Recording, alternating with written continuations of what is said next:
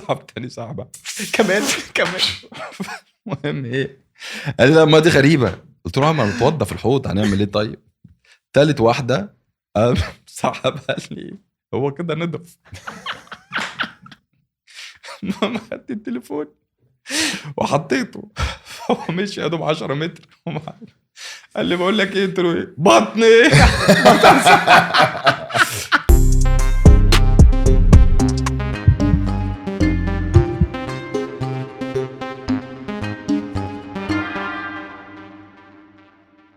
حلقة ولا أي حلقة حصلت يا جماعة، عارفين ليه؟ لأن لسببين. أولا عدى سنة من ساعة ما بدأنا البودكاسترز.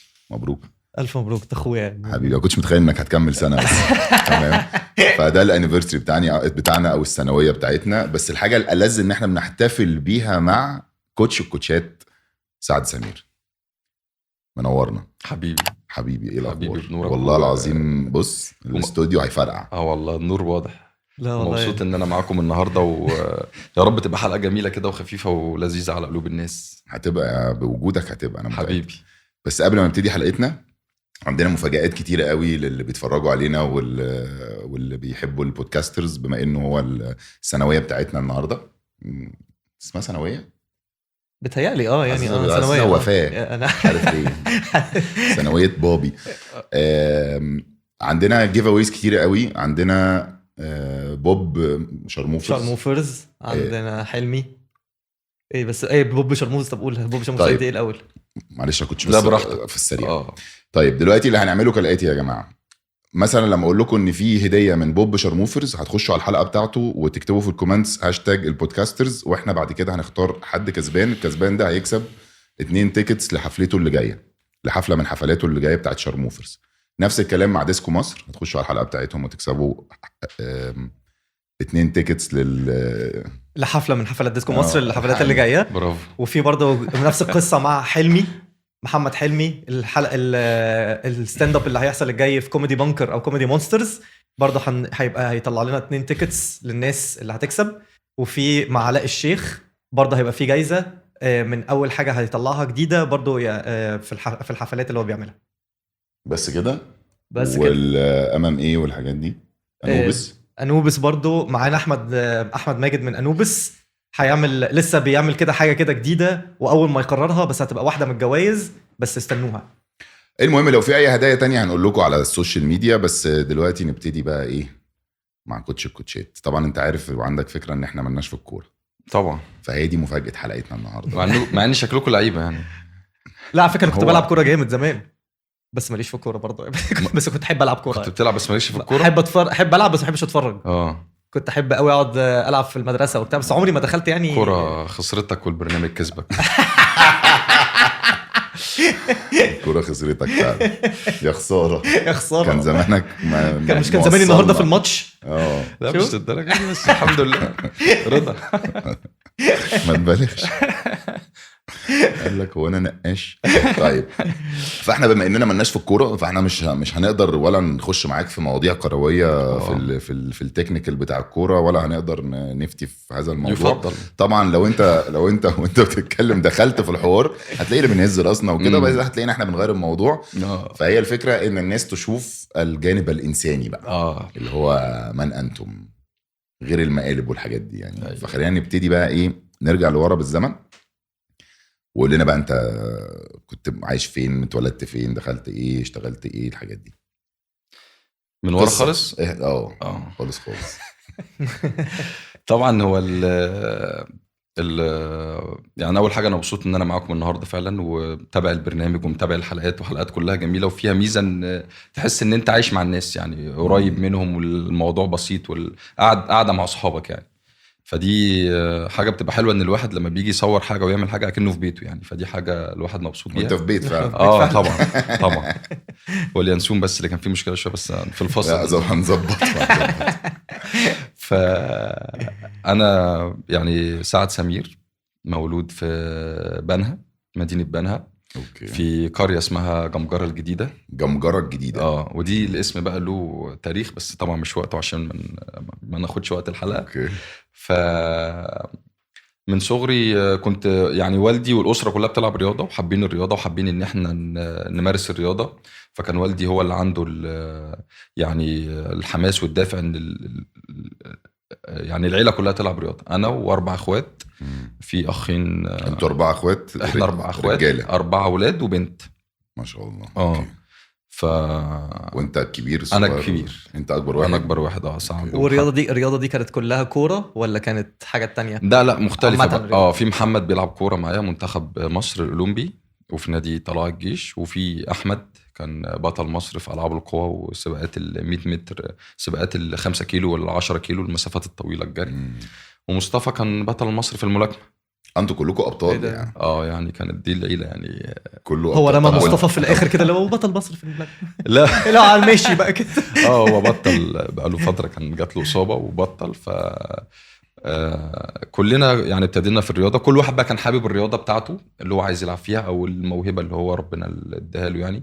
لكن الوالد كان حريص ان كلنا نمشي في حته الرياضه يعني. وفعلا يعني من افضل الحاجات اللي حصلت في حياتنا ان احنا لعبنا رياضه يعني. وكل الرياضه ابتدت من بنها؟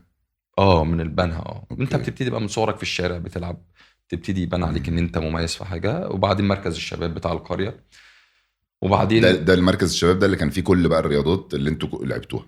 لا هو مركز الشباب بيبقى فيه حاجات طبعا عشان الامكانيات، بيبقى فيه كوره حاجه تانية. لكن طبعا هو الوالد بقى عشان له خبره في المجال، فعارف ان انت تروح فين، فبتنتقل للمدينه اثناء التدريب. يعني انت عايز تتمرن مثلا ملاكمه، القريه ما فيهاش ملاكمه، فبيضطر ان احنا نروح مدينه بنها، مسافه 5 كيلو او 6 كيلو بيننا وبينهم من المدينه، نحاول نتمرن هناك. وفي نادي بقى هناك؟ في نادي كان في نادي. يعني في القريه في مركز شباب، وفي النادي، وفي المدينه في نادي. ده اللي بيحصل في كل محافظات مصر، في معظم محافظات مصر. فانت بتبتدي هنا، وبعد كده لو الموضوع سخن او في لعبه مش موجوده بتقوم، او انت ابتديت تبقى مميز في حاجه، بتنتقل لمستوى اعلى شويه. طب والوالد برضو كان بيلعب برضو رياضه؟ زمان بقى الوالد واخوالي وخالي، انا ليا خال وعم وعمامي وكلهم كانوا بيلعبوا كوره، وخالي برضو كان بيلعب كوره، مميز في الكوره، وكان في نادي بنها. دي جينات يعني. ومعظم العيله كان حته السرعه عندهم، حته السرعه، فكانوا بيلعبوا سباقات اللي هي العدو. معظمهم كانوا عندهم سرعه، فبيلعبوا مسافات. زي اخوك يعني. فمصطفى بقى اللي طلع بحب الخناق، فعايز يضرب. عايز يلطش. من صغره قال له انا عايز حاجه فيها ضرب. فهو اللي دخل بقى مصارعه، وابتدى مصارعه وبعدين ملاكمه، وكمل في الملاكمه بقى لحد ما جات له اصابه وكده يعني. فالحمد لله الدنيا كانت ماشيه. دي الاسره باختصار. ابتدينا بقى في حته الكوره وانا صغير. كنت عامل ايه في المدرسه؟ طيب في المدرسه ما كنتش هادي، بس ما كنتش شقي برضو. اوكي. يعني اللي هو ما كنتش لسه ليك في المقالب والجو. لا بنعمل كل حاجه، لكن ما فيش حاجه تتمسك عليك يعني. كانت دي الميزه الحلوه. هو انت منهم. يعني قاعد ورا بس في الهادي. خلبوز. بنهزر وبنضحك وبنبسط. لكن ما كانش ليا في التزويغ من المدرسه، احبش ازوغ. بحضر المدرسه عادي، بس كنت بهزر كتير في المدرسه، بحب اهزر مع المدرسين، مع زمايلي كده يعني. وبعدين انا كان عندي المدرسه كان ظروفها خاصه شويه، ان احنا مدرستنا كانت مدرسه داخلي. كنا احنا مدرسه اسمها مدرسه الموهوبين، دي في مدينه نصر ورا النصب التذكاري في استاد القاهره. كانوا عاملين مدرسه، فكره المدرسه الناس المميزه في الرياضه المدرسه بتضمهم. ده كان مشروع عاملاه وزاره الشباب والرياضه مع وزاره التربيه والتعليم، تجيب الناس المميزه في الرياضه وفي الالعاب الفرديه، ابطال مصر مثلا في الجودو، في التايكوندو، في رفع الاثقال، في الكوره، في العاب القوه. كله تبع المدرسه كمان؟ الوزاره بتنتقي الناس دي المميزين وبيعدوهم يبقوا ابطال اولمبيين. ماشي. المدرسه بقى فيها اقامه واكل وشرب ونوم، وبتاخد اجازه خميس وجمعه وتروح الخميس وتيجي يعني الجمعه. الوالد قال اريح ام بعيدكم الداخلي؟ لا ده انا بس. انت بس اللي رحت داخلي؟ انا بس، عشان ساعتها كنت وانا صغير بطل جمهوريه في العاب القوه، فبعتوا لي دعوه وقبلت في اختبارات المدرسه. يعني انت غير اصلا الكوره انت كنت بتلعب وانا صغير، كلنا ابتدينا. هو غالبا العيله دي لا هقول لك انا غالبا الوالد عنده استراتيجيه معينه. الابن بيبتدي يكبر يبعته العاب قوه دي عشان بتنمي غالبا العضلات وكل حاجه. بقول لك لعيب. بس انا كنت العاب قوه برضه. وبعدين يبتدي بقى كل واحد يتفرع الى جزء. الواد ده سريع على فكره. لا هي العيله كلها سريعه. اشحنوه، ابعتوه، ده كوره باسكت. الواد ده عنده متعصب ملاكمه كده. فده كان التأسيس يعني. This podcast is powered by VOO. Amart in an app. المدرسه بقى اعدادي وثانوي 6 سنين شكلوا بقى شخصيه الواحد وشكلوا حاجات كتير. وكان فيها بقى نجوم. ميدو، محمد حسام ميدو كان في المدرسه. المدرسه بقى في بنها اسمها ايه؟ القاهره. طب ما رئيس استاد القاهره. ايوه نصب التذكاري ما احنا بنقول حاجه تانية بس عشان انت قلت ان احنا ابتدينا في بنها وابتديت تتاسس هناك. فانت المدرسه ده برضو كنت صغير انت كان اعدادي وثانوي. ده بقى الخمسه ابتدائي في بطوله تحت 14 سنه للجمهوريه. شاركنا فيها يعني فخدت مركز اول. اوكي. فهم بقى بينتقوا من المحافظات الناس المميزه في الرياضه. اوكي. دي الناس اللي انت كنت بتقول ان هم بيجهزوهم للحاجات الاولمبيه. بيجوا بقى القاهره بقى. اوكي. يشوفوا بقى اضواء المدينه. كان في بقى ميدو بتاعه. دي الخطوه الثانيه بقى. كان معاك ميدو ومين تاني؟ لا مش معايا. هي المدرسه بقى المشروع كان معمول لنماذج المميز زي ميدو، زي شيكابالا، زي محمد ايهاب بطل العالم في رفع الاثقال، زي وائل رياض شيتوس. يعني نجوم بقى كتير عدت موجوده في العاب تانية كتير.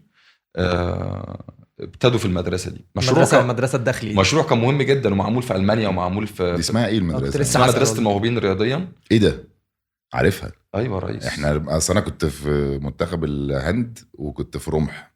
طيب. فكان في واحد رمح بقى كابتن عيد كان في واحد كان زي سوبرمان كده، مش فاكر اسمه ايه، كان اسمراني كده ومعضل فشخ. كان رمح، هاندبول، جول، اي حاجه فيها دراعات. كان بطل جمهوريه في كل حاجه. فده لما كنا قعدنا نسال عليه وكنا فاكرين ان هو بياخد اسمه ايه ده، ستيرويدز وبتاع. لان هو كان ضخم يعني. احنا كلنا كتاكيت، الواد داخل بقى عامل كده فمحدش اصلا بيقرب له بيهود له. وبعدين قعدنا نسال هو فين طلع بقى مدرسه الموهوبين دي. وبعدين اكتشفنا بقى ان احنا بقى كنا كام سنه هليوبلس فرافير ما ياكلوش بس على فكره احنا كنا على طول احنا والاهلي والزمالك والترسانه في الهاندبول اول 4 او اول 5. هليوبلس كويس في الهاندبول، مميز في حاجه في الووتر بولو كمان. كره الماء. فسالنا طلع بقى مدرسه الموهوبين. ده انا خلي بالك بمناسبه بتوع الرمي والرمح والحاجات دي، انا حصل لي موقف اول ما دخلت المدرسه. كانوا عاملين صيانه، فبيقعدوا اللعيبه الفتره دي في استاد في حمام السباحه اللي في استاد القاهره تحتيه سكن. فعاملين نقلوا الطلبه الفتره دي لحد ما وضبوا المدرسه. وبمناسبه بتوع الرمح بقى انا ما اعرفهمش يعني، ما شفتش الحاجات دي. فكل 8 بيقعدوا في اوضه، فانا حظي جه ان انا ومعايا 7 بتوع الرمي. فالسبعه وحوشه طبعا. وحوش. انت عارف بقى بتوع الرمح والجله وايديهم تقيله وهزارهم بايخ. فانا فاكر اساميهم واشكالهم. انت بتتكلم في 7 بحلم بيهم لحد النهارده. في ناس بتشيل 300 كيلو. ايوه سكوات مش عارف كام كيلو وبتاع. فما شاء الله الفخده كده، الدراع كده، الترابيس. الموضوع صعب. فانا اول اسبوع كنت خايف وبكلم ابويا وامي. انا قلت له انا قاعد في اوضه فيها 7 انا خايف. تبعتني فين يا قلت له ممكن ياكلوني بالليل. انا قعدت اول شهر كنت منهار وقلقان، وطبعا جو جديد وجاي القاهره والموضوع جديد. وانت مين يا وبعدين فريد ده بطل الجمهوريه في الجله. مايكل بطل الجمهوريه في الرمح. مؤمن يعني بيمشي صوته في الطرقه نفسه اصلا بيهز الكوريدور. فهم كلهم في 200 كيلو 150 كيلو وزنهم. فانا قاعد فقلت انا بالليل دول لو جاعوا شكرا انا كده. فده في الاول الموضوع كان موضوع يعني خض في الاول. فابتدى بقى مع الوقت بقى لقيت مايكل ده مشغل نجوم اف ام وبيسمع اغاني رومانسيه عادي جدا. كانت لسه الاذاعه طالعه. مصطفى قمر وبيحب وبتاع. اي نعم هو بيتغدى فرختين بس بيحب يروح يسمع شيرين وبتاع. فده اللي ابتدى يطمني شويه لما لقيته ابتدوا يسمعوا اغاني رومانسيه. بقى عندك ظهر كمان بقى لو انتوا بقيتوا اصحاب يعني. لا وبعدين حصل موقف حببهم فيا بصراحه. هم كانوا بيشربوا السجاير وبعدين الناس المشرفين بيمروا علينا فما فتنتش عليهم فاستجدعوني. لا ما اعتقدش الواد ده راجل. مش مساله استجداع. الواد ده ينفع يبقى في العصابه. هو انت لو كنت قلت كذا كانوا هيقدموك العافيه. كانوا هيشربوك سيجاره اصلا انت شخصيا. فده كان في الفتره الاولانيه بقى. وبعدين كل سنه بقى بنروح اختبارات بقى عشان انقلك على الكوره. بنروح اختبارات الانديه ونمشي. الاهلي انبي المقاولين. وبعدين بس مدرسه الموهوبين كان فيها برضو دراسه عاديه. دراسه الصبح. ما هو البرنامج بقى المدرسه دي كانت جميله جدا بقى. خلي بالك بعد الشهر ده ما عدى ما بقتش عايز اروح. يعني بعد الشهر اللي نقلته قعدتوا 8 في الاوضه ده. يعني. وانت في المدرسه العاديه كنت كل واحد في اوضه يعني او كل اتنين في اوضه؟ كل 3 في اوضه. كل 3 في اوضه. لا المدرسه حاجه كانت تحفه يعني. يعني انا بقول لك انت فكرتني بايام بقى، لان مدرسه الموهوبين دي كانت بجد اللي كانت حلم، اللي بيطلع منها يخوف. فاهم بالنسبه لي، دي حقيقه في الالعاب الفرديه دي حقيقه مخيفين بجد. بتحس ان هم بياكلوا رياضه وبيناموا شركة رياضه، شركه اكل، شركه لبس، شركه نظافه. ودي خلاص دي ما بقتش موجوده. خلاص ما بقتش موجوده دلوقتي. ده ليه كده؟ يعني حصل التمويل بتاعها مش موجود، المشروع وقف وكده، وبعدين تكلفتها عاليه. احنا كنا كل سنه بنسافر بره وماتشات بره وبطولات بره مع دول تانية. بس دي خطيره. مشروع مهم معمول في المانيا وفي فرنسا وفي انجلترا في كذا، وبعدين بره بقى ليهم مناهج مختلفه غير المناهج بتاعتنا. فاحنا هنا كنا. بس انتوا تبع برضو في الاخر وزاره التربيه والتعليم، فانت في الاخر التربيه والتعليم والشباب والرياضه بتخش. لا بس قصدي بتخش الامتحان اللي احنا دخلناه في ثانويه عامه هو عادي زيك زينا. هو بس في الرياضه انتوا بنروح نمتحن في مدارس تانية وفي لجان تانية وكل حاجه يعني العادي يعني. هو الصحيان 6 الصبح كان بيبقى فيه تمرين الصبح، وبعدين طابور بقى الفطار والتمرين على حسب الرياضه اللي انت مختار. كل واحد بقى بتوع الرمي في ملعب الفرع في الاستاد، بتوع اليد في الصاله المغطاه، بتوع رفع الاثقال في صاله رفع الاثقال. هايله. لا جامده بجد. هايله. لازم تبقى موجوده دلوقتي. فطار في المطعم، اكل على اعلى مستوى. جيش. طابور المدرسه، مدرسه عاديه بقى، وتحيه العلم والاذاعه والموسيقى، وبعدين اليوم الدراسي. ومن ضمن الحاجات اللي حببتني في حته الاعلام وكده والكلام ده، ان انا كنت في فريق الاذاعه، وكنا عاملين مسرح في المدرسه وبنعمل مسرحيات وبنعمل حاجات.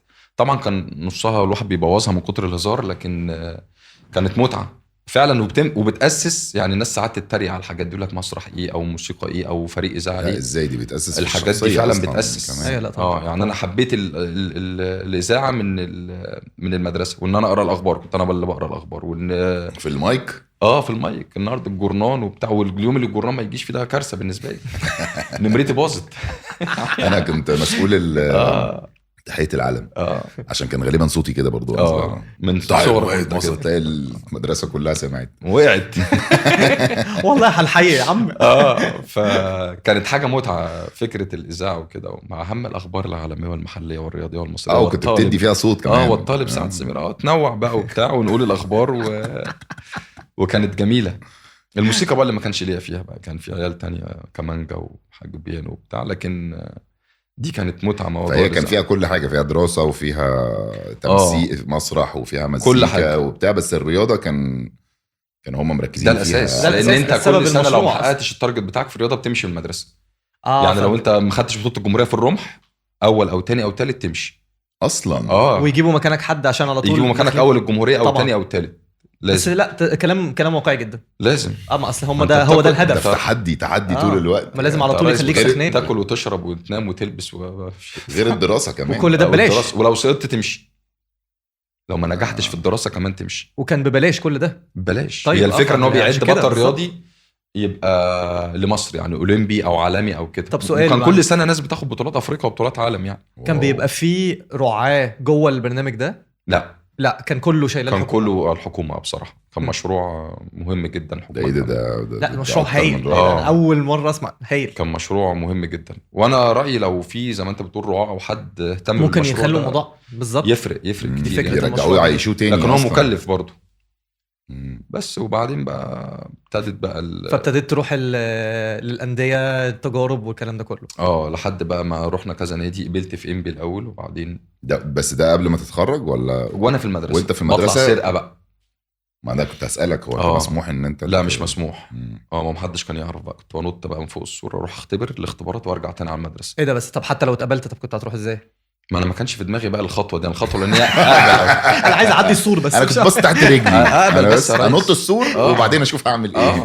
وبعدين اقبل بس، ما السور موجود. هرجع تاني بقى.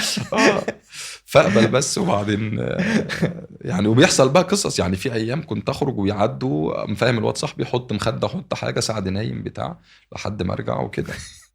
وحصل يعني دخل وسابوني نايم وبتاع مره في مره، لحد بقى ما الدنيا مشيت في نادي. العقبه التانية جت بقى زي ما انت بتقول بقى. اتقبلت بقى. هنعمل ايه بقى؟ اتقبلت في انبي الاول. كنت في سنه كام بقى؟ اولى ثانوي. كان لسه سنتين يعني. تانية بقى كنت في نادي وبروح وباجي بقى. ساعتها ينفع؟ لا ما ينفعش. برضو حسستني انت حسين بروح وباجي بس سنتين كده. قعدت سنتين بتروح، بس انت يعني انت كنت بتتمرن كده كده في المدرسه، لان المدرسه هي كلها تمرينات. المدرب بقى نطت السور رايح متمرن تاني. وبعدين ارجع على المدرسه. المدرب بقى بتاعي بصراحه هو اللي ساعدني يعني، كان عارف بقى ان انت. انا قلت له الشغلانه دي مش هتاكل عيش، والكوره هي اللي بتاكل عيش، وخلينا نركز في الكوره وبتاع وكده يعني. فكنت بتمرن الصبح العاب القوه في المدرسه، وبعد الظهر الكوره السنتين دول بقى في النادي. وبعدين طب في المدرسه دي انت ليه ما كنتش اصلا قلبت كوره، ولا ما كانش فيها اصلا حاجات كوره؟ لا انا كان خلاص لغوها بقى، لغوا الكوره، كانت اتلغت الكوره. انا عمال اقول برضه طب انت بتلعب العاب قوه ليه؟ طب على حظك يعني.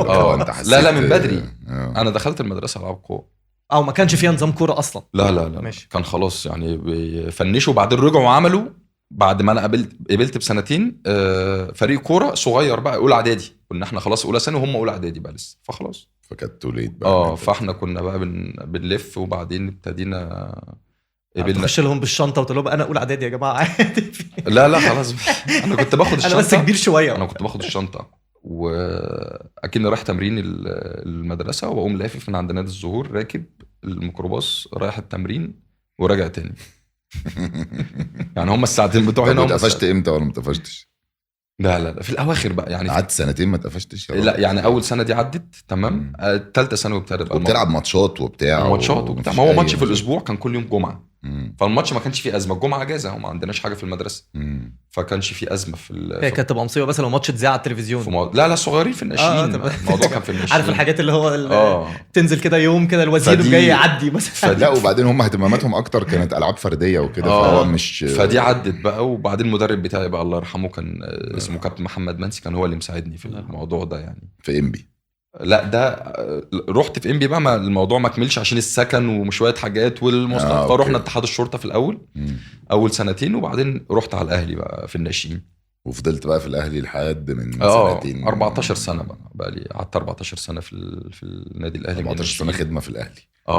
طبعا حاجه، لحد ما خرجت اعاره بقى، وفاضل لنا شهر في الاعاره، هو هنرجع الاهلي ان شاء الله. اللي هي فيوتشر الاعاره فاضل فيها شهر وترجع بقى، ارجع النادي الاهلي والحمد لله يعني. هو ينفع اعاره جوه البلد؟ لا هو ادي بقى الاسئله بقى. ما علينا في موضوع الاعاره، ما علينا ممكن يعرف اي حاجه. ما علينا. ممكن يعرف الشقه اللي جنبي. اعاره حاجه اعاره. اصل انا الاعاره دي بالنسبه لي يعني في بوجه وطلع لا ممكن جوه راجل التلفزيون جوه البلد او بره البلد يعني. اللي هو مسلفينك سنه وبترجع تاني. بتحصل بقى اللي راجع من اصابه، اللي ما بيلعبش بقى له فتره، النادي بيحاول يشوفه بشكل افضل كده يعني. انا كنت راجع من اصابه وقعدت فتره طويله مصاب، عملت عمليتين ورا بعض، فكنت محتاج ان انا العب وان انا ابقى موجود في مكان يتيح لي فرصه ان انا العب يعني. طب دلوقتي المدرسه الداخليه، انت كنت تصحى الصبح تتمرن العاب قوه، وبعد كده بتذاكر، وبعد كده بتنط السور بتروح تلعب تتمرن كوره وبتلعب ماتشات كل جمعه في اي حاجه جنبها اشتغلت مثلا؟ يعني في فتره معينه اي حد بيشتغل ان هو يساعد نفسه رقم واحد، علشان خاطر بيبقى احنا معظم لعيبه الكوره كلهم يعني يعني تقدر تقول 95% منهم من الاقاليم، من خارج القاهره، وكلهم اسر مصريه بسيطه جدا. يعني يعني شبهنا كلنا يعني في الاول. فبيضطر ان هو بيلعب، لو جات له فرصه يشتغل بيساعد نفسه، مش عايز يزود المصاريف على اسرته وعلى والده وعلى والدته، علشان خاطر الفتره دي بتبقى في اخوات وفي زي بتساعد زي رحله بقى بتاعت اي حد بقى جوه مصر بره مصر. هتلاقي معظم لعيبه الكوره او الناس اللي مروا بظروف تبقى كده يعني. قبل بقى الفتره دي كان يمكن الشغل جه على كبر شويه في فتره جامعه بقى مع المصاريف احنا 4 اخوات، فابتدت بيكبروا فالمصاريف بتزيد، فبنبتدي ان احنا بقى ايه، انت بتركز في مصاريفك وفي حاجتك انت بقى. فاشتغلت فتره وما كانش والدي يعرف ولا والدتي. بعد المدرسه؟ حلو. كان في وقت بقى الجامعه بقى. ان انت بتحاول ان انت توفر لنفسك حاجه او بتاع، لكن للاسف الواحد فشل في الشغل. اشتغلت فين بقى؟ لا احنا كنا في النادي اتحاد الشرطه، كان موجود في منطقه اسمها الدراسه، ودي كانت اجدع ناس. ودي جنبيها ميدان اسمه ميدان الجيش. احنا طبعا كل ما بنيجي ناكل كنا بننزل ناكل في ميدان الجيش، محلات بقى الكشري الفول وطعميه تمام، وفي قهوه كنا بنتفرج عليها على الماتشات. يعني عايز اقول لك من ضمن الحاجات برضو الواحد عمره ما ينساها ماتش الاهلي والصفاقسي 2006 بتاع ابو تريكه اللي جاب في الجون. كنت انا بتفرج على القهوه في ميدان الجيش، و ان الايام تلف. لو انا بعدها بسنه ابقى في الاهلي وبلعب جنب ابو تريكه، لو انا بحلم او بتخيل عمري ما اتخيل واحلم الحلم ده. يعني احنا في الاهلي وكنا صارفين سالفين فلوس اللي هنشرب بها المشروب. يعني ان احنا رايحين القهوه وهنتفرج على الماتش ومستلف الفلوس اللي هتفرج بقى على الماتش. ويومها احنا كنا قاعدين والماتش ده كان 0-0، الجون جه في اخر دقيقه، لدرجه ان الناس ابتدت تقوم من على القهوه ان خلاص بقى الماتش خلاص خلصانه، خلصت بقى خلاص. احنا المجموعه اللي قعدت دول المفروض كنا نتصور صوره ونخلدها، لان احنا احنا اللي صدقنا صدقنا في الفريق. دي حقيقه. فقعدنا لحد ما الجون جه، واليوم ده طبعا عمري ما انساه، لان القهوه كسرت فعلا. يعني الجون دخل، قام واحد شال الكرسي وقام في السقف وفي البتاع. دي حقيقه والله، مش بقول لك كلام وخلاص، او مش بجود يعني. تعبير غريب جدا عن السعاده، فاهم؟ هو في بقى ادرينالين بقى نضربه في السقف. طبعا احنا نطينا، ويعني كل واحد بقى عمل رد فعل مختلف، بس في واحد كسر فعلا القهوه. يعني لو ترجع للوقت يا مان الكوره يا مان، لا انتوا مجانين يا معلم. لا الكوره، بص الشعب المصري عشقه الكوره، الشعب المصري. بس حب يعني حب الكوره عنف في يعني فاهم قصدي؟ طبعا تشوف بقى الفيديو. انا عشان كده انا ما حاولتش اتفرج على الكوره، ما حاولتش احبها اصلا. بس ممكن حد يوم يكسر التلفزيون. هو الكوره مثلا انت حاجه بتحاول يعني بتشوف فيها نفسك. يعني حتى لما بيلعبش هو بيشوف نفسه في اللعيب الفلاني، بيشوف نفسه في النادي الفلاني. يعني دايما تلاقي اللي بيحب يكسب بيحب النادي الاهلي. ليه؟ النادي الاهلي بيكسب على طول وهو رقم واحد. فانت كواحد بتشبع الحاجه اللي جواك في مثلا في النادي الاهلي، فرقه بتكسب وفرقه دايما بطل، فرقه دايما رقم واحد. لا انا العكس، انا اصلا كنت بشوف نفسي وانا بشجع، وبعد ما شفت نفسي وانا بشجع قلت انا مش هينفع اشجع تاني على فكره، لازم ابطل اتفرج على الكوره. عشان العصبيه الاقي نفسي بعمل كده وبتاع، وصحي قلبي عمال يدق. ليه يا جماعه بعمل في نفسي كده؟ بس ففتره بقى الشغل دي خدت وقت معين. كنا بقى اشتغلت ايه؟ ما انا جاي لك بقى اهو. كنا في محل فول وطعميه انا بحكي لك كنا بناكل فين ماشي عشان تقول لي المكان اللي بناكل فيه، وده اللي ابتدينا ندور فيه بقى على شغل. اوكي. محل فول والطعميه ده في ميدان الجيش. في ميدان الجيش. فالراجل اتكلم معانا ووافق، وهيبقى فيه يوميه. انتوا كذا واحد في الجامعه؟ كنا اتنين. وبنلعب في نفس النادي عشان المصاريف وكده وبتاع. فابتدينا نشتغل، وبعدين بتاخد بقى اليوميه بتاعتك مع الاكل بتاعك كمان. فكان عندك ميزه ان انت موفر الاكل وان موفر طبعا فلوس. يعني. كنت شغال ايه بقى في المحل؟ لا احنا حاجات اللي هو بننقل الاكل من هنا لهنا، لو في حاجه عايزه. يعني احنا مش صناعيه، مالناش في الخبره. هو ده قصدي، يعني اشتغلت على الاكل نفسه؟ لا ولا ان هو يخلص وتروح انت تاخده؟ انت داخل تاكل وبتقول للراجل على شغل، اكيد مش هقول لك اقف انت اعمل العجينه بتاعه الطعميه، ولا انت قلي في الزيت، ولا تستبل البتنجان، هتبوظ الشغل. قعدت فيها قد ايه؟ شهر بس كده. ايه ده؟ هي دي السرعه. فشلنا. طب واليوميه كانت كام؟ فشلنا، كانت 10 جنيه يوم في الوقت ده. كان 10 جنيه. ففشلنا. وبعدين لا هو اللي حصل ان انا رحت منتخب مصر الشباب وانا في الوقت ده. فلما رحت منتخب مصر ابتديت نطلع معسكرات او في سفريه مع المنتخب او حاجه. وما كانش صاحب المحل عارف ان انت؟ ما يعرفش حاجه، ما فيش. مالوش ما عندوش فكره انك بتلعب كوره ولا لا، مش هنقول له طبعا بقى البرستيج بتاعنا يبوظ كده. طب ولا مره حد جه يشتري منكم وعرفك؟ لا كنا لسه صغيرين مش معروفين قوي. لكن هو الراجل عرف بقى بعد كده. كان في بطوله بره وكان في صوره او حاجه او بتاع، انت كنت انا يعني انت بتلعب وبتاع مش عارف. فالراجل بصراحه كان رد فعله يعني المعامله غيرت. اكيد يا باشا. لا وبعدين الراجل يجي يقول لك بصراحه كابتن سعد بعد اذنك. لا مفيش كابتن سعد. سندوتش الطعميه ده بس اديه للحماده. هو مفيش كابتن سعد، هو لسه مفيش كابتن سعد. هو لسه، بس هو اتبسط ان عيل صغير او واحد بيحاول وعنده مستقبل. اتكلم في 16 17 سنه وبيحاول وبيعمل. قال لك لا انت تيجي اي وقت عايز تاكل، عايز اي حاجه بتاع بصراحه يعني. فطبعا الموضوع كان محرج جدا يعني. ويأكلك زياده عشان تدي في التمرين. الواحد هيروح يعني ياكل ويمشي هيبقى وشكله. فالفتره بقى لما رحنا منتخب مصر الشباب بصراحه بقى هنا الوضع اختلف بقى. ليه؟ المنتخب بيوفر لك او منتخبات بتوفر لك برضو رعايه كويسه، مصاريف كويسه، لبس، كل حاجه المنتخبات بتوفرها لك. فتره المعسكرات فابتدت الدنيا تبقى افضل بقى يعني. دي اللي جت فتره دي اللي جت فتره الشغل. وما اشتغلتش حاجه غير الفول وطعميه؟ لا بس هي مفيش وقت يا باشا. والمصروف كان بيجي من الكوره بقى.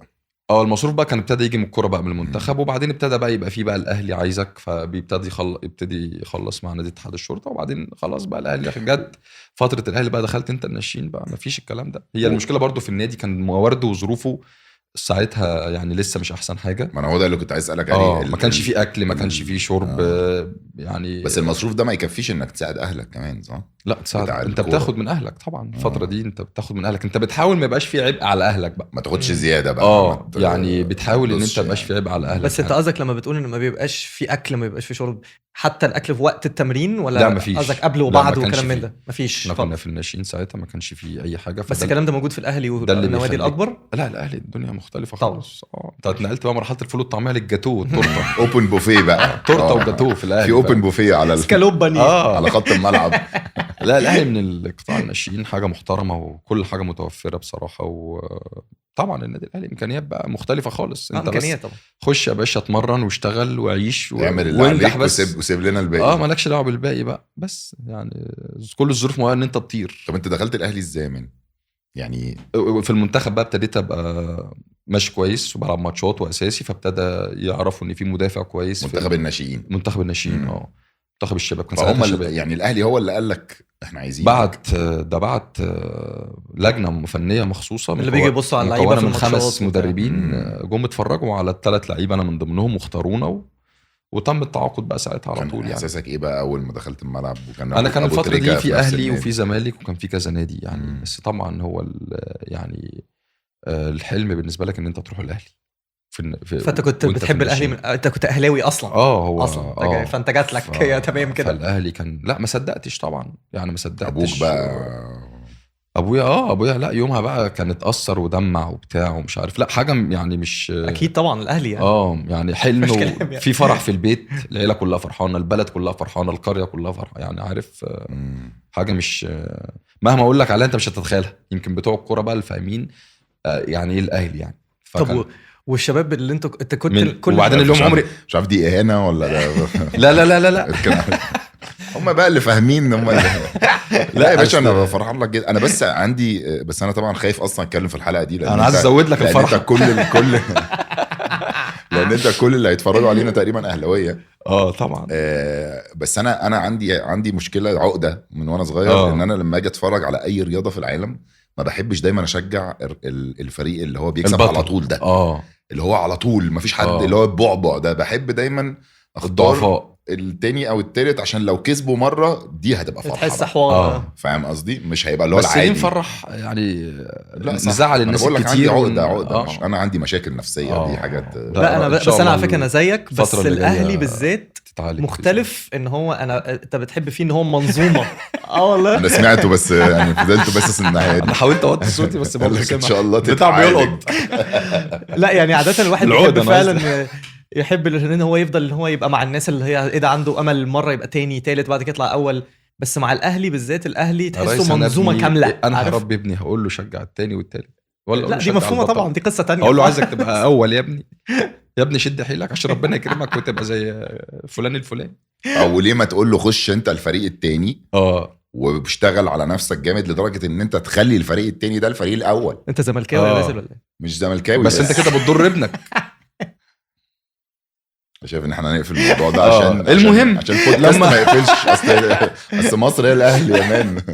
المهم عشان لا مش زملكاوي ومش اهلاوي. انا مش ماليش في الكوره. لا طبعا انا كنت بشرح لك وجهه نظري. لا هو طبعا انا بحب الاهلي يا جماعه يعني. اكبر اهلي اكبر ناديين في مصر الاهلي والزمالك. دي حقيقه انا بكلمك بجد. وطبعا اي حد بيتمنى ان ابنه يبقى موجود في الاهلي او موجود في الزمالك. بس طبعا بما ان العيله اهلاويه كلها وكلنا بنحب النادي الاهلي وشايفين نفسنا في النادي الاهلي، فكان عندنا حلم ان احنا نبقى موجودين في النادي الاهلي القرن.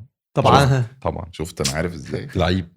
عندي سؤال بقى. الناس اللي انت كنت معاهم في المدرسه بتاعه الموهوبين لسه تتواصلوا مع بعض لحد النهارده؟ في مجموعه مننا بنتواصل مع بعض. اصل دي انتوا زي ما تقولوا في حته كده مع نفسكم، دخلتوا في قصص مع نفسكم خالص. قعدنا 6 سنين بقى. وبعدين 6 سنين دول احلى ايام حياتك يعني. اعدادي والثانوي دول فتره مهمه جدا. وبعدين احنا بقى 6 سنين قاعدين مع بعض، ما بنشوف الشارع ولا حد بيشوفنا ومقفول علينا. فطبعا كل حياتنا اتكونت مع بعض. طبعا المقالب مع بعض، مقالب الضحك مع طبعاً. بعض، العياط مع بعض. انا كنت هسالك السؤال ده انتوا تلاقيكم طول النهار قاعدين مع بعض في نفس الاوضه، بهدلتوا بعض كل حاجه. في ناس ممكن تكون يعني دلوقتي معروفه شويه، زي مثلا كان معانا محمد ايهاب بطل العالم في رفع الاثقال، دلوقتي موجود. محمد كان معانا في الفصل او معايا في الفصل وجيلي، فده بنتواصل على طول. وفي بقى ناس كتير يعني ممكن يكونوا مش معروفين قوي، بس في مجال الرياضه بقى، في رفع الاثقال، في الموضوع يعني زي الجيم، مدربين فتنس موجودين دلوقتي. فهو ده اللي اسسك ان انت بعد كده، انا سامع السمعه ان انت مقضيها مقالب مع الناس كلها. والله هي طلعت ايه السمعه دي ليه كده يا سعد؟ ليه كده يا حق؟ انا حزين. انا حزين من هذه السمعه. في حاجات طبعا، هل هي حقيقيه ام لا؟ هي طبعا ظاهريا حقيقيه. بالنسبه للي الناس شايفاها. طبعا. لكن لو قعدت احلف حد واقول له والله مش يعني انت ما عملتش حاجه قبل كده يعني؟ عملت كتير، بس هي طيب. بس ما خططتش، ما تمش التخطيط لها، هي جت بقى كده. يعني بمناسبه محمد ايهاب مثلا انا كنت لسه كان طالع مرهم من مرهم التسخين، بما انك راجل رياضي. هو اصلا القصه بدايتها مرهم. انا قلت انا سمعت غلط، وحياة ربنا كان لسه طالع مرهم. دي بدايه القصه مبدئيا. انا خايف القصه دي الرقابه دي لا خالص، بس اللي هو انا كنت متخيل ان انت هتحكي قاعدين في يوم مثلا بتقول لك مرهم التسخين اللي هو بتاع العضلات الموف. بالظبط انت عارف. ايوه طبعا كنا عايشين عليه. فده كان جديد، حاجه جديده يعني. ومحمد كان بيحب دايما يحلق شعره خالص، من ضمن الحاجات اللي اوعى تقول لي ان انت عملت كده. بس مش في شعره بس بصراحه، بس احنا خلينا في الجزء بتاع شعره، وده كان بالليل. فدي من ضمن الحاجات. بس هو يعني حطيت له مرهم على رأيته وهو نايم. يا نهار ابيض على موف بقى. ده انت مؤذي كمان، انت مش مقلب بقى، انت مؤذي. لا انا مش اذى والله، ما هو علاج، هو عشان المكدمات. انت كنت خايف عليه، كان عنده كدمه في دماغه. محمد من الفيوم كان لسه جاي، بيتكلم كتير قوي يعني، هو جه علينا يعني. ايوه جه علينا واحنا في المدرسه. فبيتكلم كتير قوي. وبعدين وهو كان شاطر، فمضايقنا ان هو شاطر في المدرسه. كمان شاطر جدا يعني. ففي غل، في ليه مصمم ان انت تبقى الاول والتاني يعني؟ عادي يعني، حاجه بسيطه. احنا بنباصي كده. بنتمرن وبتاع، ده احنا شباب بننط السور وبتاع ونرجع. بس فاتفقنا بقى يعني. وبعدين كان في اجماع ان احنا لازم نعمل معاه حاجه بصراحه. فقالوا لي بقى ده كان طلب جمهوري، طلب جماهيري. فقالوا لي، فبالليل بقى تسللنا لغرفته. اضطريت ان انت تعمل كده. للاسف يعني. انا اسف يا محمد. ابص فين هنا؟ انا اسف. بعد ايه يا ريس؟ وبعدين زملكاوي محمد كمان، فكان الموضوع يا نهار اسود، زملكاوي. فهو جالك في حته كمان، فكان ميزه. انت ما تعرفش ان الاهلي نادي القرن يا محمد ولا ايه؟ انت هتعملها مشاكل ليه؟ فكان ميزه. فبس حطيت الموف على دماغه كده والحمد لله. لا ما بتعملش. طب انا عايز اعرف محمد لما صحي عمل ايه؟ هو ما صحيش بقى. هو التاثير الموف بعد وقت معين ولع نار في دماغه في كذا مكان اللي احنا حطينا فيه. ولو حطيت ميه ساقعه بيولع اكتر. هو بقى برافو عليه ان هو عمل كده، جري على الحمام وحط معروفه دي يا ريس. وحط ميه ساقعه، فكل الدعم لمحمد. ما انت بقى صاحي بالليل، فاهم؟ انت متبرجل. طبعا تعاقبت ساعتها واتذنبت وقصه كده، بس كان كله فدا. ابتدى يبقى اهدى في الفصل بقى، وابتدى لو في حاجه يركز بقى في الامتحانات. صباح الفل يا محمد، صباح الفل يا عم سعد وبتاع، والدنيا ماشيه. وانا هطلع التالت عادي على فكره، مش فارق معايا اول ولا حاجه. فانا ده بصراحه ممكن يكون من الحاجات اللي خططت لها. بس انت اصلا مش بتاع مقالب يعني. لا، حاجات بقى بتجي لك لحد عندك بقى. يعني ايه بقى؟ يعني ايه حاجات بتجي لك لحد عندك؟ والله. يعني احنا كنا في المدرسه في المكان مقفول علينا، فاحنا مثلا ممكن انا بتكلم مع، يعني حصل مشكله فبتكلم مع باسل. انا عندي مشكله ان باسل بيلعب ملاكمه. حلو تمام. فانا ما اعرفش احنا هنتخانق بقى، فابتدينا نتخانق. تمام. فانا ما اعرفش يعني تتخانق ازاي مع بتاع الملاكمه ده. يعني بتاع الملاكمه ده انا لسه ما كلمتوش، فانا بكلمه بقول له ما يصحش اللي انتوا عملتوه. احنا طبعا فريق ناس بتوع جري، وده بتاع ملاكمه وفي جود وفي مش عارف ايه. فانا لسه بكلمه، فما شفتش يعني، احنا ما اتخانقناش، ما لحقناش نشتم بعض ولا نزعل بعض على طول يا باشا، ما فيش تفاهم. فانا بكلمه فلقيت حاجه أنا فدي جت. قال لك لقيت حاجه. مش لبني بوكس، ما اتخانقناش. انا مش فاكر اسمه. فطبعا جت. وبعدين انا مش عارف اتخانق بقى معاه بعديها. ما انا المشكله لما خدتها ورمت، فهنقعد اسبوعين عبال ما الورم ينزل عشان نشوف هنتخانق ازاي بعدين. ايه ليه عملت كده؟ فين اخوك بطل الملاكمه؟ هو ده كان وقته. كان لسه صغير بقى مصطفى، كان لسه صغير. فانا اتحطيت في الموقف، انا ماليش دعوه بالموقف. فانتقمت. ده انا بقول لك لا بتيجي لك بقى الحاجات ماشي. فهتنتقم بقى ازاي؟ لازم لا دي تمام يعني. لا بس دي حقك فعلا. المقالب اللي احنا بنتكلم عملت فيه ايه بقى؟ لا اتفقنا بقى ان احنا هنلمنا بعض وحد هيغفله وانا هقوم مناوله واحده وهو بتاع ملاكمه فهيضرب، انا كنت هنجري انا بتاع جري بقى، انا بتاع قلت اناوله كشاف سريع قعدنا كده. نجري بقى، يجري ورانا. اقعد يا باشا اجري من هنا لبكره، شغلتنا الجري. ايوه صح. جريت في مدينه نصر كلها. لا هو تمرين زياده. انا المدرسه وانا بلعب العاب قوه. المدرسه عند يوسف عباس كده، فانا يا باشا ممكن نجري منها لحد النادي الاهلي او العباس عادي براحتنا. نخش المحلات نستخبى سهله يعني. بس فده اللي حصل. بس في مواقف بيجي لك مثلا ازاي يعني، في حاجه احكي لك اول مره احكيها بصراحه. ماشي. اول مره خالص. يلا. واحنا صغيرين قاعدين في السكن، تمام. ففي السكن مشرف على علينا يعني، ايوه على الطلاب لا مش في المدرسه، كنا في النادي بقى. تمام. فبرضه المشرف ده مشكلته كان فاهم يعني، هو بيديك حنو عارف كل حاجه او فاهم كل حاجه، هو صغير مش كبير. انا كان معايا تليفون صغير نوكيا، كان والدي اللي مديهولي، وطبعا كانت لسه الظروف مش احسن حاجه وبتاع، وقبل ما اروح الاهلي يعني والدنيا، فانا حريص قوي على الحاجه اللي والدي مديها لي طبعا. ولازم ابقى عندي دم وخلي بالي بقى من الحاجه وبتاع طبعا مفيش حاجه تبوظ، حاجه الراجل هنكلفه وبتاع كده يعني. كان في حمام هو اللي موجود فيه ميه سخنه، تمام، وحمام بلدي، عارف الحمامات البلدي طبعا. القعده منها على الارض على طول. فانا يعني مش عارف بقى اكمل ولا ما. هو انت خلاص انت دخلنا في حمام بلدي وبنشرح الكابينيه شكله عامل ازاي، فعيش بقى خلاص كمل. فالمهم احنا هناخد دش عشان في ميه سخنه، فالحمام التليفون وانا بحط البنطلون وقع، نط اتزحلق، رايح على فين؟ على المكان. فبسرعه رد فعل ايوه لقيته من الحته اللي فوق، فاللي نزل الجزء اللي النص اللي فوق. تمام. بس خدت الموبايل وحطيته على الشباك ينشف. تمام. فالراجل جاء قال لك ممنوع، المشرف ممنوع ان انت تحط الموبايل على الشباك وكده ولازم قلت له خد اعمل تليفون. لا ما قلتلوش. فممنوع. تمام. انا كل ده عادي، لا في لا مفيش حاجه. الحياه بسيطه يعني. فحطيت الخط والبطاريه، وكان لسه في بطاريات بقى وبتاع. قلت له بس هو اصل وقع مني وانا بتوضى في الحوض، فانا حطيته ينشف يا استاذ محمد. فقال لي وقعه في الحوض. قلت له كنت بتوضى وحطه على المرايه فوقع. تمام. فقال لي يا ابني كده ما ينشفش، لو حطيته سنه على الشباك ما ينشفش. قلت له امال هينشف ازاي يا استاذ محمد؟ قال لي وريني كده. هو مسك الموبايل. تمام. وبعدين عملوا كده. قال لي وقع امتى؟ قلت له امبارح. ما تقوليش شفط لا لا لا لا لا لا. المهم ايه؟ قال لي ايه؟ لا لا لا لا لا لا لا. ايه ده استاذ محمد بيظبط الشباب. فقال لي مش عمره ما ينشف كده السماعه، عشان تنشف لازم يخش لها هواء، فالهواء ايه يخرج الميه. فمسك وسحب اول سحبه. قال لي بس الماء مالحه شويه.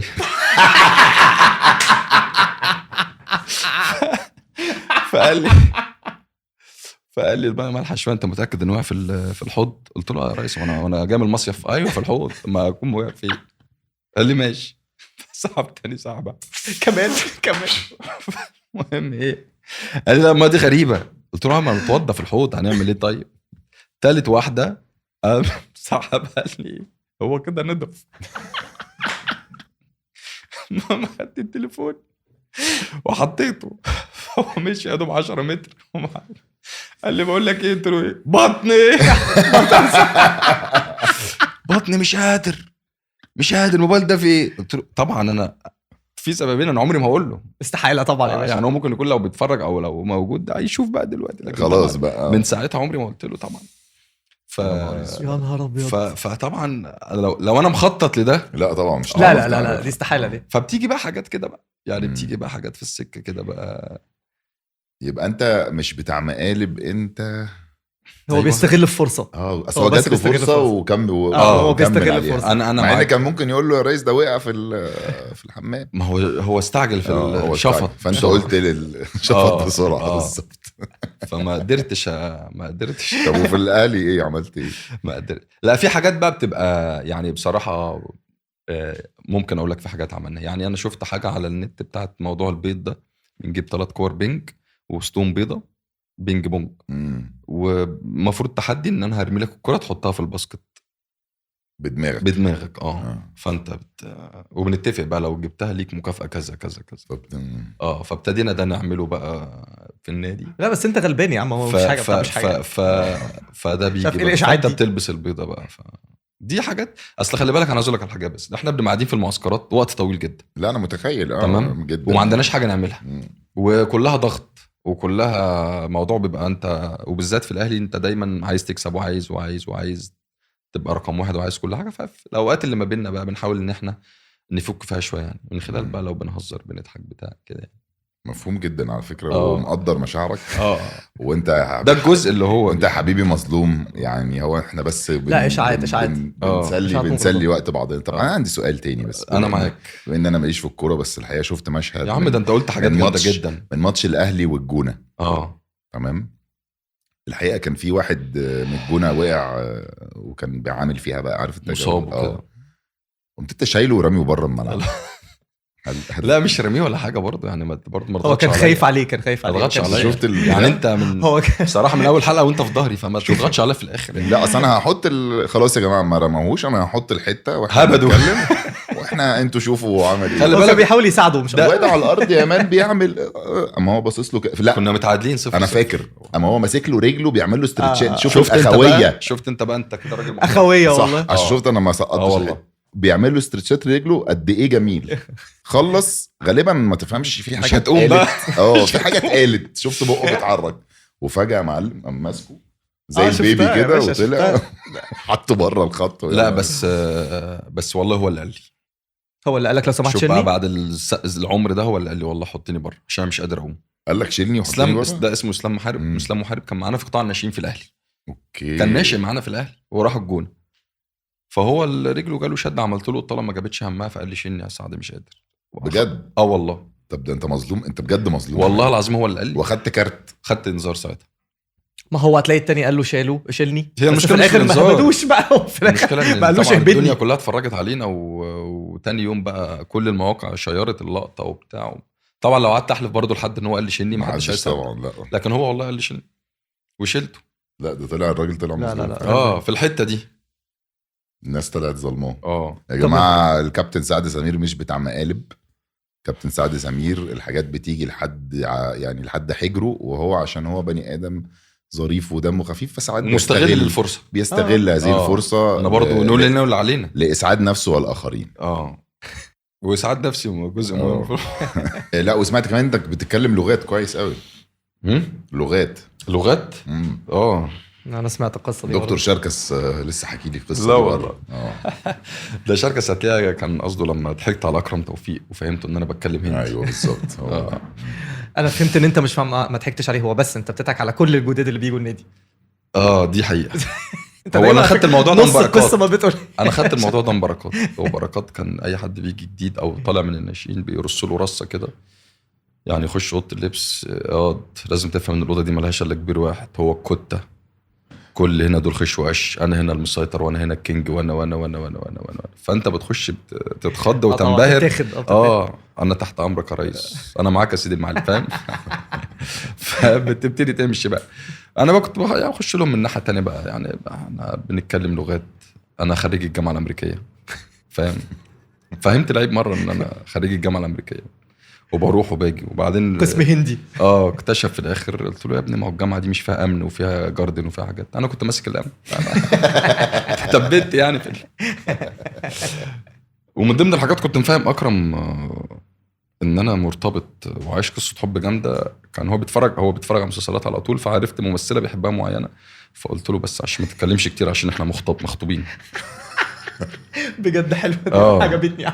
وقعد فتره طويله فاكر ان احنا مخطوبين، يعني مش عارف يتكلم عن الاداء الفني.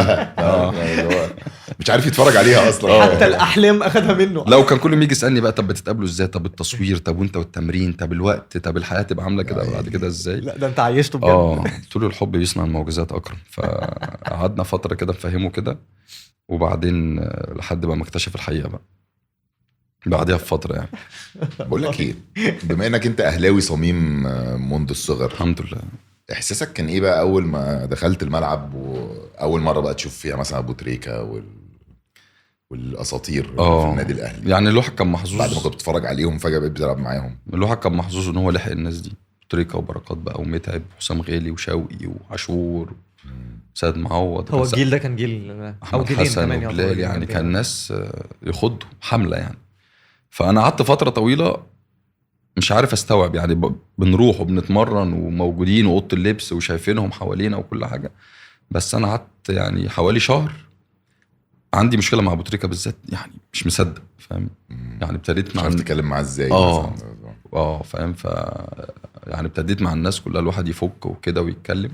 بركات طبعا من اول يوم يعني خدك بقى في معاه، انا تيم بحسكم خدك معاه وفي السكه وبتاع. لكن ابو تريكه كان يعني خايف تخبطه، خايف مش عارف ايه يعني. في التمرين مثلا مش قادر تتزحلق. وبعدين هو ما بيتكلمش وهادي جدا وشخصيه يعني كده مختلفه خالص. فكان الموضوع صعب يعني. هم عندهم ميزه ان هم نجوم، فالنجم ده نجم في كل حاجه، جوه الملعب بره الملعب ليه هيبته. فبصراحه كانوا الواحد كان محظوظ يعني. فقعدت فتره بقى مش عارف بقى اتاقلم معاهم، لكن مع ابو تريكه في الحته دي. لكن كل الناس اندمجنا، وبعدين مع الوقت ابتدوا بقى يقولوا ده هيبقى لعيب كويس، ده هيبقى حاجه مهمه، ده هيبقى اساسي في النادي الاهلي. وخدنا بقى بطولات واشتغلنا معاهم وتعلمنا منهم كتير. لكن الناس دي كان محظوظ اللي يلحقهم ولعب معاهم يعني.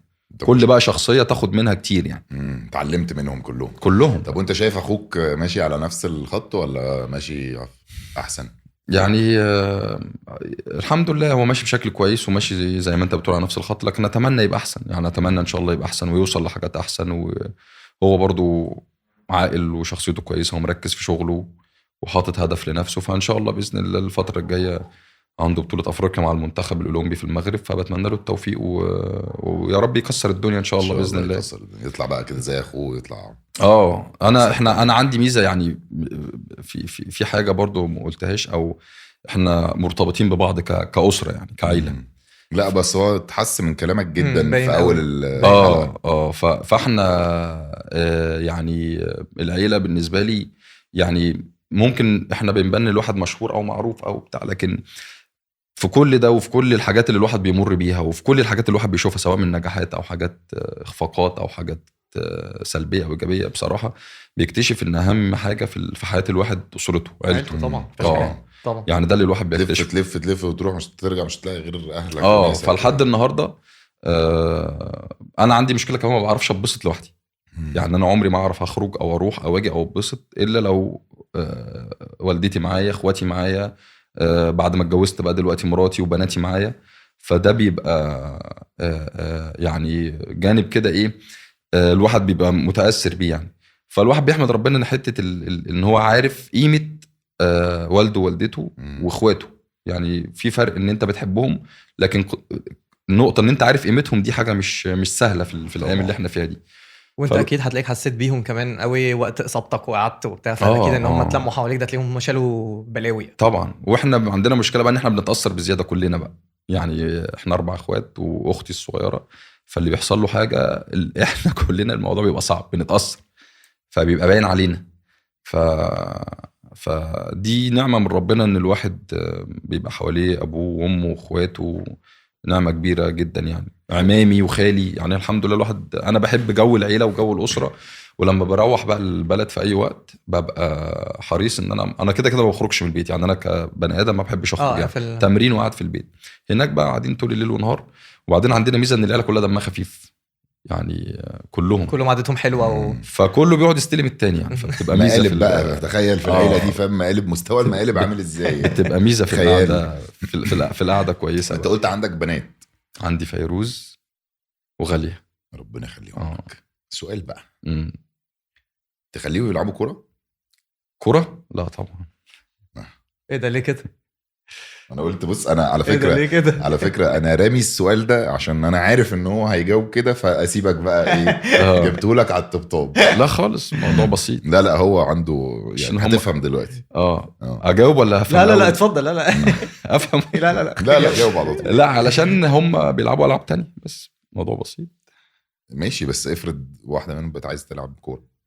يعني لو عايزه تلعب والموضوع داخل دماغها قوي بتاع تلعب، بس مش باين عليهم الموهبه في الكوره خالص. بس انت مقتنع بالكوره النسائيه يعني؟ طبعا طبعا. ايه ده؟ شفت كرم بيخرم لنا ودنا. بس هو هرش انا كنت رايح فين، فاهم؟ لا خالص. هو بص، لو هي عندها موهبه تلعب. لكن فكره ان هو اصل في فرق انها تبقى موضه يلا نلعب كوره كبنات، وفي فرق بالظبط. ان يعني انا بشوف بنات ايوه طبعا قرود، لازم صح، قرود حريفه في الكوره بصراحه، لازم يلعبوا كوره.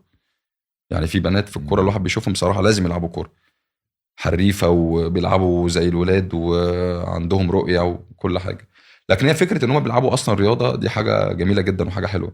لكن انا ضروريه انا واساسيه بالنسبه انا لك. بتكلم في فكره ايه، لو مميزه في الكوره تلعب، يعني لو هي فعلا مميزه في الكوره تلعب. لكن انا مثلا بحب الجمباز، ففيروز بتلعب جمباز وانا شايفها هتبقى ماشيه كويسه في الجمباز. تلعب سباحه، فالسباحه برضو حاجه كويسه للبنات يعني. فين بقى؟ في نادي ايه؟ لا لسه هم صغيرين ماشي. يعني اكاديميات دلوقتي، لكن طبعا طبعا هيلعبوا بقى في النادي الاهلي طبعا. ما يلعبوا فين؟ وبعدين ما صدقنا فرع التجمع فتح فبقى جنبنا. بسأل عادي، مش قصدي اصل هم لسه 4 سنين، فلسه بقى دلوقتي حاجه كده جنب البيت. لكن اول ما تخش مرحله بقى الاحتراف في الاهلي طبعا نتمنى يعني حاجه لو قلت تشرفنا. لك بقى انا عايز العب، لو قلت لك انا جاي لي اوفر من نادي الزمالك مثلا، يعني والله يا بنتي استهدي بالله. اقعدي في البيت بقى، مفيش رياضه. دلوقتي وقت جواز بقى. لا يعني هي في اصل الحاجات دي بتبقى في الالعاب الفرديه صعب ان انت هتنتقل يعني من نادي لنادي، او في الالعاب اللي هي غير الكوره. الصعوبه او السهوله، انا بتكلم على الفكره. لو قالت لي عايز العب في نادي الزمالك اقول لها يا بنتي استهدي بالله وركزي. اخزي الشيطان. ركزي في اكل عيشك. ركزي في اكل عيشك. النادي الاهلي قريب وجنب البيت، وبعدين ابوكي متربي في النادي وانت متربيه في النادي، ف حاولي ان انت ترجعي لصوابك. طب انا عندي بقى كمان سؤال. لما وقت ما انت كنت جالك الاصابه، كنت عايز افهم فيه، انت من اكتر الحاجات اللي انا شفتها يعني مميزاك انت حتى كشخص اصلا، حتى مش بس في الكوره، ان انت واحد دخلت في اصابه قويه. انت الاكيلس دي اصابه رهيبه يعني، وعرفت ان انت تمشي جوه الاصابه دي وانت راجل اصلا فرفوش وبتهزر طول النهار وبتاع، وعمال تقلب بتعمل في مقالب والكلام ده كله. قد ايه الاصابه اثرت عليك، وازاي عرفت ان انت تتخطى القصه دي كلها؟ هو طبعا الاصابه زي ما انت بتقول اصابه قويه، الوتر اكيلس ده اصابه صعبه جدا. انا المشكله ان انا كنت لسه راجع من رباط صليبي خلفي، انا جات لي اصابتين ورا بعض يعني. رجعت وثالث ماتش او رابع ماتش ليا جالي وتر اكيلس. فالحمد لله بيبقى رقم واحد ابتلاء يعني من ربنا، يعني انت ده في الوقت ده تتصاب. لكن طبعا كان صدمه بالنسبه لي، انا لسه راجع من اصابه قعدت فيها 6 شهور على اصابه تانية قويه. وبعدين انا اول ما رجلي وجعتني، اللي بيتصاب وتر اكيلس بيبقى عارف ان هو وتر اكيلس على طول بيبقى عارف. فانا اول ما رجلي بحط رجلي على الارض لقيت رجلي في الهواء، يعني رجلي سايبه مش حاسس بيه. ودايما بيجي لك احساس ان حد خبطك في وتر اكيلس، يعني بيجي لك احساس ان حد خبطك بسكينه، حد حدف عليك حاجه. لان انا بصيت ورايا بشوف مين اللي خبطني. لما شفت الكرة لقيت ان انا بجري لوحدي ومفيش حد ورايا اساسا. فخرجت بره، فهم قالوا لي لا ده تلاقي انكر رجلك اتلوى او حاجه. فحسام عاشور كان بيقلعني الجزمه يقول لي مفيش حاجه، قلت له عاشور سيب الجزمه انا جالي وتر اكيلس. وانا خرجت يا دوب من الملعب على الدكه بس. بصراحه يعني برضو في الوقت ده يا دوب انا خرجت رحت عملت الاشاعه، كابتن الخطيب كلمني بصراحه في التليفون. والراجل ده راجل جميل يعني طبعا. في المواقف الإنسانية بصراحة يعني، بغض النظر ان هو أسطورة ومن أساطير النادي الأهلي كلاعب ونجم كبير وكرئيس نادي، لكن في الحاجات الإنسانية معانا احنا الناس اللي اتصابت ومرت بالمواقف الصعبة كان دايما في ظهرنا، كان دايما مساند لينا، وفي أي حاجة بنحتاجها كان معانا بصراحة.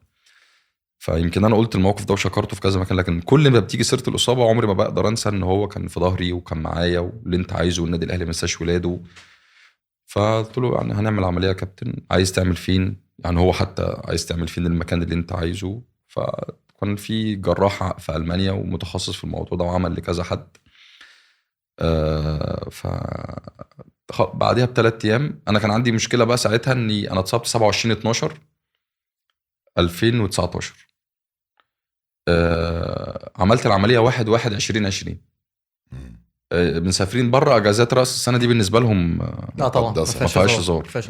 والكريسماس ف الراجل كان في ايطاليا الجراح، والمستشفى ما فيهاش حد، مستشفى كبيره يعني اسمها شون كلينيك، ما فيهاش حد يعني. انا كنت انا وبعدين الدكتور كان عنده ظرف، انا سافرت انا ومراتي بس. فاحنا وصلنا ميونخ وبعدين رحنا على المستشفى وبعدين دخلنا المستشفى فلقينا 3 الموجودين 3 في المستشفى، مستشفى كبيره مبنى كبير، الفراش وممرضه واحده استقبال وممرضه عندهم المواعيد وكل حاجه فاحنا كنا 29 او 30 في المستشفى. من ضمن الحاجات برضه الكوميديه، انا قاعد انا ومراتي بس في الدور كله، الدور بتاعكم ومعانا 2 أو 3 عيانين، عارف افلام الرعب، ناس كبيره ومسنه، وده الراجل قاعد على السرير واحنا بنعدي يعني بتمشى انا وهي بالعكاز، الراجل مثلا يبص لنا وقاعد واحد تاني 3 4 انت عايز ايه يا عم الحاج؟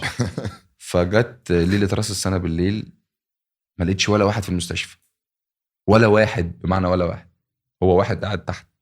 فقال لك حتى العيانين بياخدوا اجازه ويخرجوا يفكوا عن نفسهم ويفرفشوا وبتاع، وانا اللي قاعد انا وهي في المستشفى واحتفلوا حزن. احتفلوا كده. فبس فلقيت بقى الساعه 6 الصبح بدون اي مقدمات يعني، انا نايم، واحد داخل كده على طول، السلام عليكم، ودخل وبتاع الراجل ومعاه ايه يا ريس في خبط طب ولا اي حاجه؟ قمت مخضوب بقى مفزوع، اي حاجه بتاع، قال لك يلا هنجهز ومش هنجهز وبتاع. وبعدين عملت العمليه بقى، هو شاف رجلي، هم دايما بيديك بقى اسوأ حاجه يعني، شوف رجلك لا صعب والموضوع هيبقى صعب، فظاع هناك انا عارف. ولما ترجع وصعب ترجع ومش عارف ايه. قلت له يا عم خلص احباط، خش اعمل العمليه وبعدين نشوف بعد كده ايه اللي هيحصل يعني. بس عملت العمليه ونزلت مصر قبل الكورونا ابتدوا يقولوا في كورونا او في حالات بتظهر حاجه زي كده، فنزلت مصر، قعدت في مصر 3 شهور. الشهر الرابع ابتديت هجري بقى يعني علاج طبيعي والتأهيل. طبعا كان عندنا مشكلة ان كل حاجة قافلة، فبعمل بقى حاجات في البيت، حاجات بره، حاجات في الجنينة اللي جنب البيت، مش عارف ايه، الدنيا قافلة خالص يعني. فالشهر الرابع يمكن دي من الحاجات اللي محدش يعرفها، قاعد الصبح في البيت لقيت رجلي ورمت جدا وانا سخنت درجة حالتي وصلت 40. فاكتشفت ان في ميكروب في العملية. اوف في ميكروب في العمليه الاولانيه، وبعد 4 شهور ظهر، ممكن يضطروا يفتحوا العمليه تاني، ولازم نفتح تاني ونعمل عمليه تانية. لازم نخش تنظيف. كلمنا الناس في المانيا قالوا ياخد مضادات حيويه ويمشي عليها اسبوع. فانا كان معايا دكتور محمد ابو العلا دكتور المنتخب، فكلمناه وقال لي في دكاتره شاطرين في مصر في وتر اكيلس، دكتور عظام، الدكتور بتاعنا فظيع، بنبعت له تحيه. قال لي على دكتور ناصف، محمد ناصف، ده استاذ في جراحات الكحل ووتر اكيلس، راجل جميل بقى يعني، الراجل ده ربنا بعته لي يعني. فدكتور ناصف راسل الدكتور بتاع المانيا كلمه يعني وقال له لازم نخش دلوقتي نعمل جراحه. فكان في اقتراح من المانيا نمشي مضادات حيويه، هو لا، قال لك لازم جراحه دلوقتي. وبالفعل دخلنا عملنا العمليه بقى الثانيه. كان في تكنيك بقى مهم في العمليه، ان رجلي لما ورمت والجلد التهب فمش هينفع نفتح، فدخل بالمنظار. اوكي، عمل فتحتين كده بصوت، دخل نظفنا. انا ممكن اوريك منظر رجلي شكرا. انا اصلا مشكلتي انا من النوع اللي بيتخيل، فانت كل اللي انت بتقوله ده انا شايفه وعملنا عمليه تنظيف بقى الحمد لله، ما احتاجناش نعمل عمليه تانية، بس عملنا تنظيف للميكروب وشلنا الخيط اللي كان متخبي الوتر، لان الميكروب كان قاعد على الخيط اللي متخبي الوتر، عشان ده جسم غريب يعني في الجسم وكده. بس وعملناه. وبعدين بقى يعني هو قال لي بقى النقطه اللي انت بتقولها يعني، نتمنى من ربنا ان انت ترجع بشكل كويس وكده. قلت له ان شاء الله هرجع. ابتدينا نتمرن، وساب لي الغرزتين مفتوحين اللي في رجلي علشان خاطر ينزلوا لو في اي حاجه بتظهر. فكل يوم كنت بصور الغيار وبوري له. فتره طبعا صعبه بقى يعني نفسيا ما ده اللي انا كنت هساله، انت موضوع نفسيا انت في حته تانية اصلا قادر ان انت تفضل مقتنع ان انا هرجع؟ لا مقتنع. وبقى والجزء التاني اللي انا عملته ان ابتديت احس ان انا محتاج حد مختلف في المجال ده، حد قوي يعني. فاحنا كان معانا واحنا في كاس العالم في روسيا، صلاح كان جايب حد من الاستاف بتاعه من ليفربول، كان عنده اصابه في كتفه لما راموس فاكر طبعا وقعه كده. فصلاح جاب حد من الاستاف من ليفربول كان شغال مع الفتره بتاعت روسيا. اوكي. فانا كان اسمه روبن، فانا عارف روبن ده حاجه في حته التاهيل الاصابات والحاجات دي قوي جدا يعني. فكلمت صلاح وقلت له يعني انا عايز روبن يجي لي مصر الفتره دي وكده، انا حصل ظرف وكده وانا عايز اخد بكل الاسباب واعمل يعني اللي اقدر عليه علشان خاطر ارجع بشكل قوي. وجبت روبن على حسابي مصر يعني، اتفقت معاه القيمه وهياخد ايه والكلام ده كله، وجبته قعد معايا اسبوعين. الاسبوعين دول بقى اللي فرقوا معايا بقى فعلا. دول بقى اللي نقلوني نقله تانية خالص. جيب اجهزته بحاجته بكل حاجه، وحجزنا فندق، وطول اليوم بقى احنا بنصحى نفطر وقاعدين طول اليوم مع بعض لحد النوم. قعدنا الاسبوعين مع بعض. تأهيل محترمه يعني. مش هو قال لي هرجعك احسن من الاول وتكسر الدنيا وبتاع بصراحه يعني. بس ده اصرار رهيب ان انت يعني اتقال لك في المانيا في الاول ان انت غالبا خلاص بعد كده ترجع تاني يحصل لك الميكروب. بعدين الراجل يجي لك وانت تفضل قاعد تتأهل. لا يعني ده يبين قد ايه اصرار مرعب. فانا كنت يعني انا اتصبت وانا عندي، انا اول مره اتصاب كان عندي 30 سنه يعني. اول اصابه جات لي في حياتي وانا عندي 30 سنه، كانت اول مره يعني. فقعدت بقى الفتره دي اللي هو في تحدي زي ما انت بتقول، هرجع مش هرجع، فلازم ارجع يعني. كان بالنسبه لي لا انا عايز ارجع، وعايز ارجع بشكل كويس، وعايز طبعا بقى العوامل المساعده بصراحه يعني. وجودك وانت في النادي الاهلي مع احترامي لكل الانديه غير وانت في اي نادي تاني. ليه؟ النادي الاهلي بيقف جنبك، بيساعدك، بيديك الاحساس بالامان. النادي الاهلي جدد لي عقدي وانا مصاب. طبعا دي حاجه يعني انا كان عقدي قرب يخلص، فالنادي جدد لي عقدي. حلو قوي جدد لي عقدي وانا مصاب. برضو ده كان بيبقى احساسك بالامان ده برضو اكيد نفسيا هيخليك قادر تكمل طبعا. واشتغلت بقى مع روبين، وبعدين ابتديت ارجع بشكل كويس والحمد لله. ورجعنا كابتن تاني كأن في حاجه حصلت. الامور مشيت والحمد لله يعني. الحمد لله. بس الحمد لله بالسلامه. الحمد لله. كنا هنخسر اكيليس فظيع في احنا خسرنا نص اكيليس. خسرنا نص اكيليس. طار حته في حته فاضله. رجع لنا القرد بيتنطط ولا لا يا دكتور؟ امير اكيليس. مش سعد ابو الكباتن، طبعا احنا مبسوطين جدا بوجودك النهارده. والله انا مبسوط ما بتخلصش بجد. وانت اظن ان انت واحد من ألذ اللعيبه اللي في مصر. والله يعني مش قوي يعني. دي كومبوليمو غير اللعب والحرفنه. بنتكلم على الشخصيه دلوقتي. من نجم كبير زيك. دلوقتي احنا بنعمل ايه بقى؟ كل حلقه بنطلع زي سؤال كده على السوشيال ميديا. وبنسال سؤال حصل في الحلقه، واللي بيكسب بنبعت له يعني واحد من اللي هيجاوبه صح بنبعت له التيشيرت دي ممضيه بيه. هنعملها همدي. الموضوع بسيط خالص. انا مستنيك تكمل في حاجه. خلص الموضوع خلص. يعني نحاول بقى ايه ندي حته زياده المره دي زي النجوم يعني. ايوه بقى. تحياتي وقبلاتي. لا ما كده مفيش قبلات. لو في حاجه تانية. الكابتن احنا عايزين يا جماعه التيشيرت ده يبقى عليه اقبال، عشان ده لو عرضناه في اي مزاد مش هيجيب 2 جنيه، فخلي بالكم منه. تلاقي على امازون. على فكره انت لو عندك تيشيرت برضو عايز ده هجيب لك تيشيرت. هتجيب لي تيشيرت؟ ازاي ده؟ انت جمهورك ده غالي علينا. يبقى يا جماعه كده في تيشيرتين. تيشيرت البودكاسترز والتيشيرت النادي الاهلي بقى طبعا. فلما يجي لكم تيشيرتين ارجو ان بتاعت البودكاسترز ما تترميش، عشان هو عز جلاله الله هعرف النادي الاهلي دي هتعمل ايه. تيشيرت ممضي من الكابتن سعد والاستاذ ديفيد شارل سامحون بنفسه. نورتنا والله حبيبي ميرسي حبيبي. انبسطت ان انا معاك والله. انبسطت. اول لعيب كوره يجي في البودكاسترز يا جماعه.